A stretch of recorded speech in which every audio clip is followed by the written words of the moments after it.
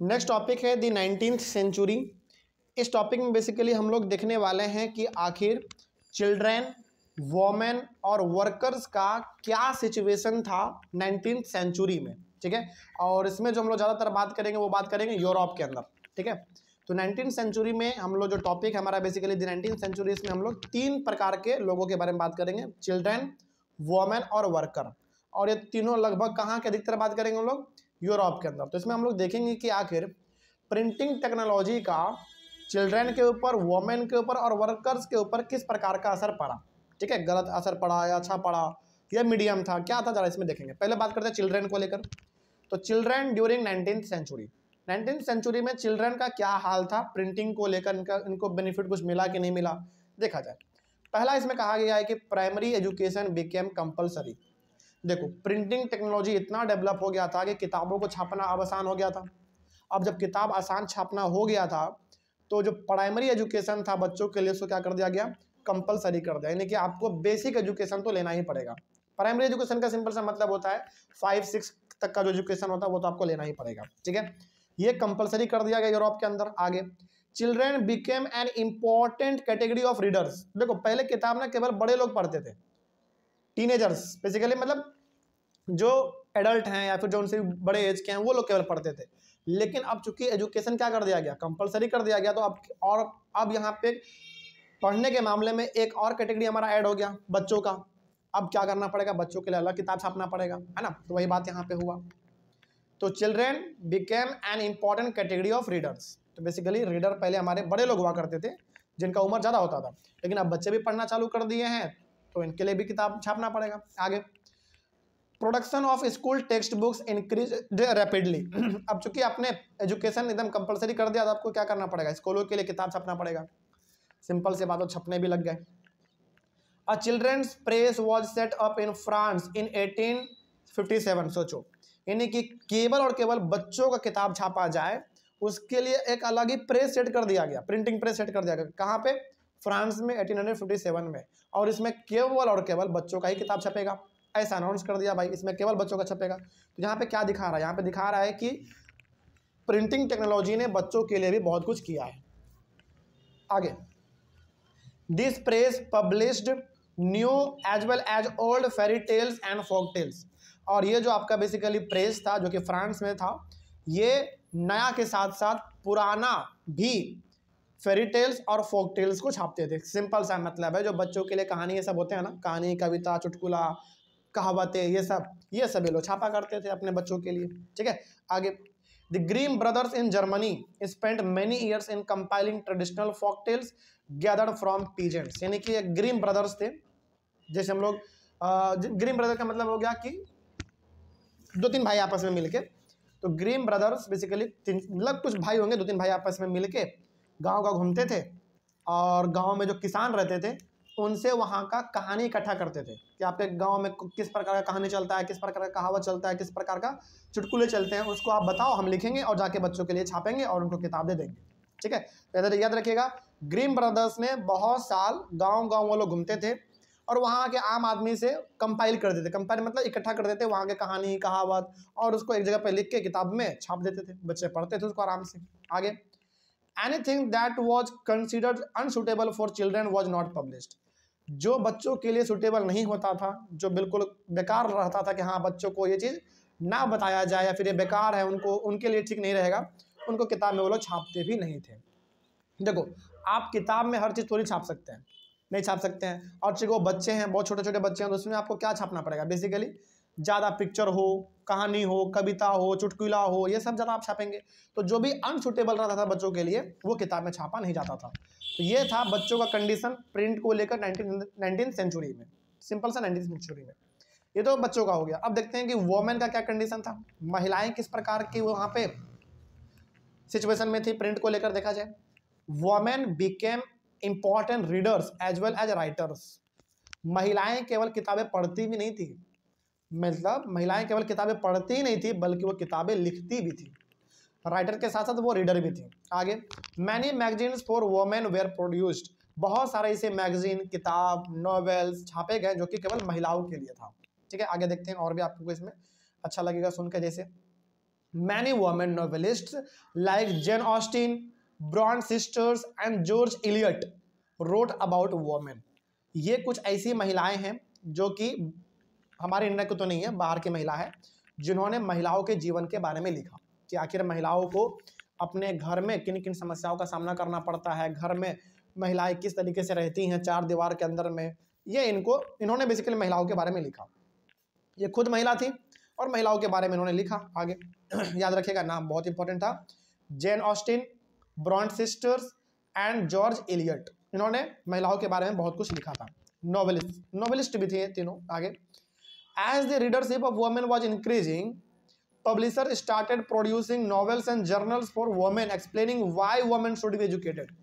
यानी कि जैसे जैसे हमारा रीडरशिप वुमेन का बढ़ने लग गया, मतलब कि जैसे जैसे महिलाएं ज़्यादा पढ़ने लगने लग गई, वैसे वैसे किताब भी ज़्यादा छपने लग गए। और हर किताब में बेसिकली ये बताया जाता था कि महिलाओं को भी पढ़ा लिखा होना चाहिए, केवल पुरुष को नहीं बल्कि महिलाओं को भी पढ़ना लिखना चाहिए। और देखो, जब आप एक तरीके से इनकरेज कर रहे हैं तो वो क्या करेंगे, बड़े लेवल पे पढ़ेंगी और अपने बाल बच्चों को भी पढ़ाएंगी। तो ये महिलाओं का सिचुएशन था। आगे बढ़ते हैं, अब बात करते हैं कि 19वीं सेंचुरी में वर्कर्स का क्या हाल था। देखा जाए क्या है वर्कर्स का हाल। प्रिंटिंग को लेकर lending libraries had been set up. Workers, यानी कि वर्कर्स भी किताबें पढ़ सके, इसके लिए लाइब्रेरी खोला गया। लेकिन कैसा लाइब्रेरी? Lending library. अच्छा, लेंडिंग लाइब्रेरी आपने तो केवल लाइब्रेरी सुना होगा, लेंडिंग लाइब्रेरी का मतलब समझते हैं क्या होता है?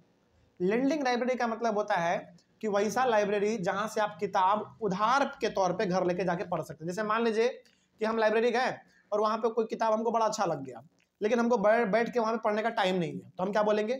लाइब्रेरी के पास जाएंगे, जो उसका मालिक है, उनके जो वहाँ पे काउंटर पे बैठते हैं रिसेप्शन पे, उसके पास जाएंगे और उनको बोलेंगे कि देखो यार, ये किताब ना हमको बहुत पसंद आ गया है, जो कि मेरे पास अभी तो टाइम नहीं है, लेकिन हम इसको घर लेके जाना चाहते हैं।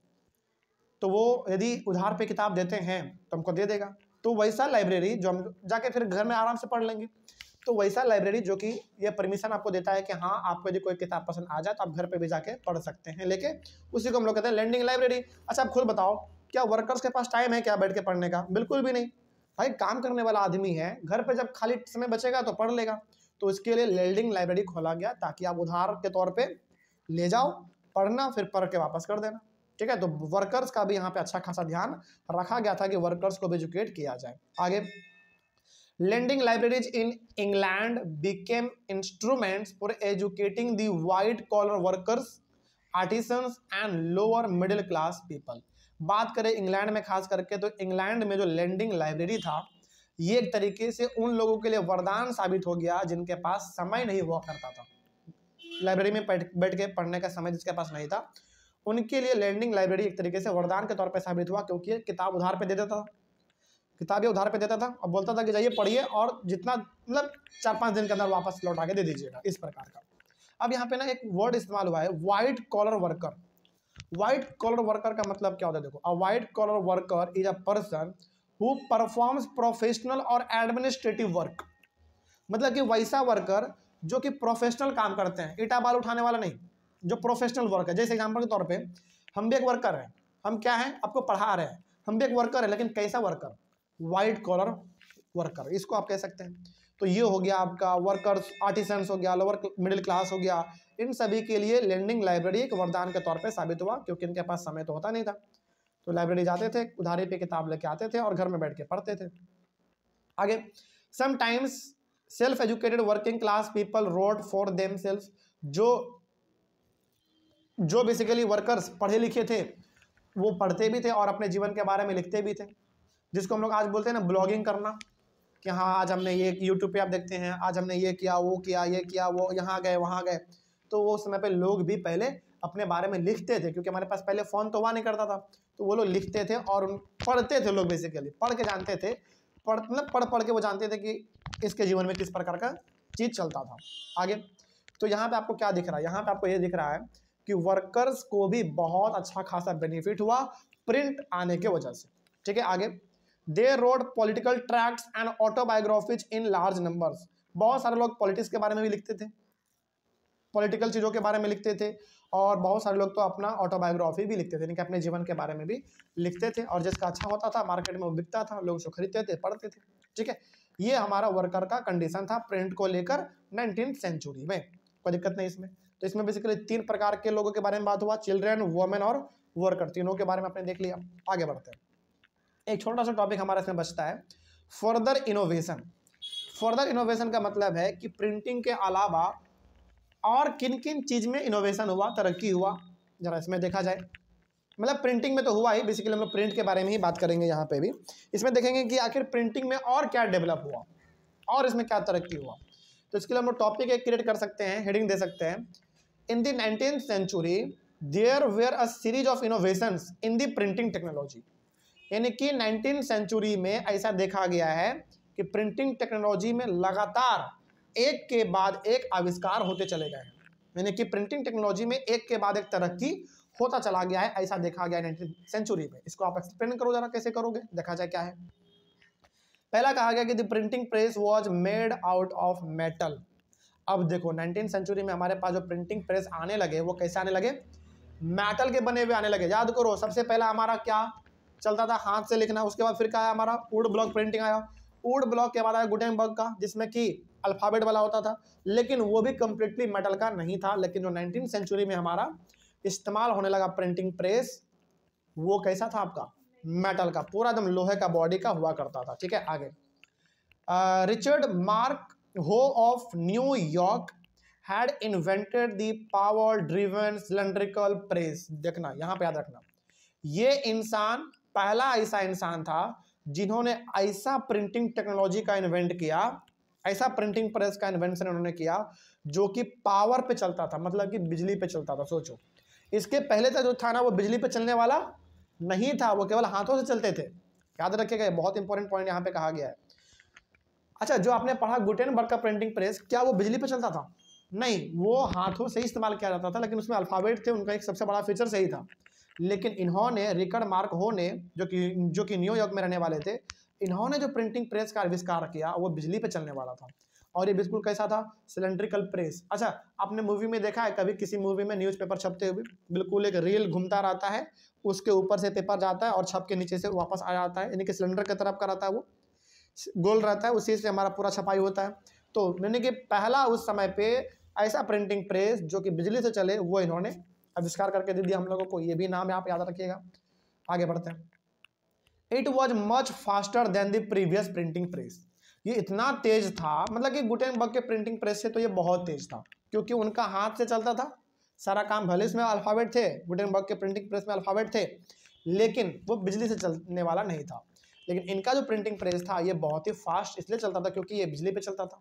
ठीक है, बहुत आविष्कार इसमें हो गए थे। आगे, the new press could print about 8,000 sheets per hour. सोचो, इन्होंने जो प्रिंटिंग प्रेस का आविष्कार किया इतना पावरफुल था कि 1 घंटे में 8,000 पेज को ये प्रिंट कर सकता था। सोचो कितना बड़ा बात है भाई, उस समय पे बहुत बड़ी बात है। आगे, the new press was very useful for printing news papers. अब चूंकि ये किस प्रकार का था, सिलेंड्रिकल था, गोल था, और उसी प्रकार का हमारा न्यूज़पेपर भी छपता है, आपने देखा होगा टीवी सब में। तो ये जो ज़्यादा था वो ज़्यादा इस्तेमाल किया जाता था न्यूज़पेपर को छापने के लिए। ठीक है, आगे, the offset press was also developed which could print up to 6 colours at the same time. अब यहाँ पे एक और अलग प्रेस का बात हुआ, उसका नाम क्या था, ऑफसेट प्रेस। इसको याद रखिएगा। ऑफसेट प्रेस का खूबी ये था कि एक टाइम पे ये 6 अलग अलग कलर में प्रिंट कर सकता था। सोचो कितना बड़ा बात है, बहुत बड़ी बात है ये। एक समय में, यानी कि एक बार में 6 अलग अलग कलर में प्रिंट कर पाना बहुत मुश्किल होता है, लेकिन ये कर देता था। कौन करता था, ऑफसेट प्रेस करता था। याद रखिएगा इसको। ठीक है, आगे, उसके बाद methods of feeding paper improved, यानी कि मशीन में किस तरीके का पेपर आएगा, किस प्रकार के पेपर के ऊपर छपाई होगा, इसको इम्प्रूव किया गया। The quality of plates became better. Plates का मतलब जिसके ऊपर छपाई होता है, उसको इम्प्रूव किया गया, बेटर किया गया। ऑटोमेटिक पेपर रील्स का मतलब क्या हो गया, पेपर घूमता रहेगा और उसके ऊपर चीज़ें छपती रहेंगी, इसको भी इम्प्रूव किया गया। और इलेक्ट्रिक कंट्रोल्स का मतलब है कि इलेक्ट्रिसिटी का इस्तेमाल करके किस तरीके से छपाई करना है, इसको भी बहुत इम्प्रूव किया गया, कंट्रोल में लाया गया। Of the colour register were introduced, यानी कि वही बात यहाँ पे कहा गया है कि feeding paper improved, the quality of plates become better, automatic paper reels and photo electric controls of the colour register were introduced. तो यहाँ पे आप क्या देख रहे हैं, प्रिंटिंग टेक्नोलॉजी की दुनिया में एक के बाद एक बदलाव इसमें किए गए हैं, एक के बाद एक तरक्की हम लोगों को इसमें देखने को मिल रहा है, कोई डाउट नहीं है इसमें। चलिए, जब भी इस प्रकार का क्वेश्चन आ जाए आपको कि बताओ 19वीं सेंचुरी में आपको प्रिंटिंग टेक्नोलॉजी में एक जो सीरीज देखने को मिला इनोवेशन का, यानी कि तरक्की का, उसको जरा आप एक्सप्लेन करो। तो इस प्रकार का जब क्वेश्चन आ जाए तो आप इस प्रकार से इसको लिख सकते हैं, ठीक है। चलिए, यहाँ पे हमारा ये टॉपिक आज कंप्लीट होता है। नेक्स्ट क्लास में हम डिस्कस करेंगे India and the world of print. अभी तक हम लोगों ने जो बात किया मोस्टली बात हमारा हुआ यूरोप का, लेकिन अब हम लोग पर्टिकुलरली बात करने वाले अपने इंडिया देश का, यानी कि अपने कंट्री के बारे में हम लोग बात करेंगे, लेकिन अगले वाले क्लास से। यहाँ तक तो कोई दिक्कत नहीं होना चाहिए। चलिए, ऑनलाइन वाले बच्चे कहीं पर कोई डाउट रहा होगा तो आप लोग एक बार कमेंट कीजिएगा। हम लोग मिलेंगे अपने अगले वाले क्लास में। Thank you very much and have a nice day.